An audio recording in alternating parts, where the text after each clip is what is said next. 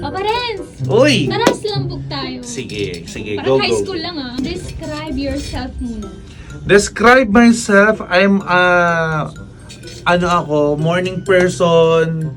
Tapos, morning person talaga ako kahit Sunday, maaga akong gumigising. Tapos, yun, mahilig ako magluto, mahilig mangulit.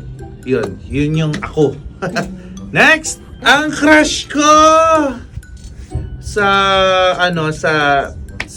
showbiz, ang crush ko talaga si Jopay. Kasi 'di ba, laking TV tayo. Kaya si Jopay. Tapos sa naman sa mga basta yun lang yung crush ko sa TV talaga. Si Jopay talaga kasi ang laki ng legs niya.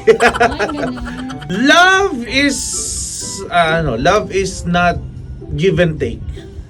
For me, love is give. Love is give and give and give and give. Kasi pag nagmahal ka, you must give everything you have. Kahit masaktan ka sa huli, kasi kahit masaktan ka, walang guilt.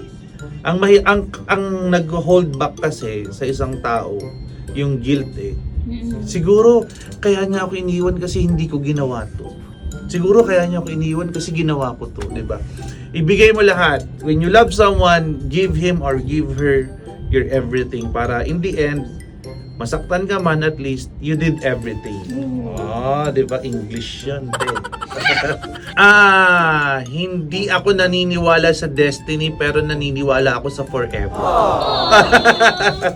Siyempre forever tayo.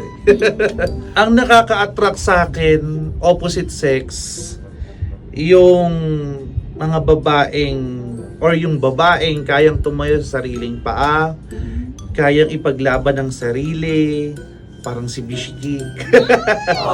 Dream girl ko, ayun, yung mga, hindi sino dapat ang tanong eh. Ano yung dream girl ko eh? Ang dream girl ko, yung mga traits kung anong meron yung asawa ko. Moments, yung dumarating yung mga bills na hindi namin kailangang mangutang. Yun yung mga masasayang alaala na mangyayari at pwede mangyari. Ang achievement na pinakamalaki talaga yan yung nung nanganak si Bishi Cake na kaya naming dalawa. Hindi kami na short kasi nagtulungan kami, ganun kasi ang love. Dapat love is parang dapat tutulungan, ganun. Ibigay mo yung sarili mo sa bawat isa. Ganun din sa counterpart. Maging maayos ang buhay ng family. Siyempre nung